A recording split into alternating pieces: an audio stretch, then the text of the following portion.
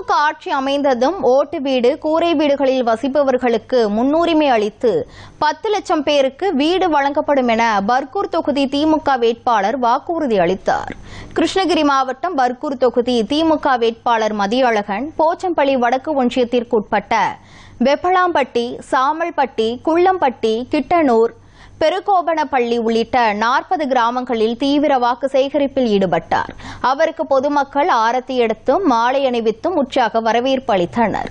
பின்னர் வாக்காளர்கள் மத்தியில் பேசிய மதியழகன், தமிழக முதல்வர் கடந்த 5 ஆண்டுகளில் எண்ணற்ற திட்டங்களை கொடுத்து சிறப்பான ஆட்சியை கொடுத்துள்ளார் என்றார்.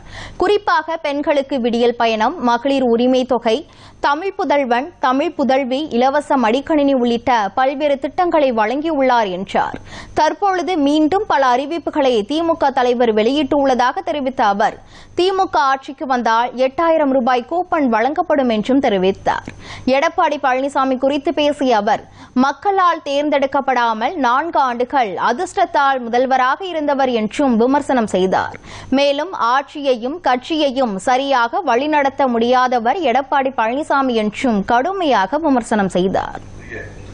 ஆசை பெற்ற வேட்பாளராக நான் அறிவிக்கப்பட்டிருக்கிறேன். பர்கூர் தொகுதி சட்டமன்ற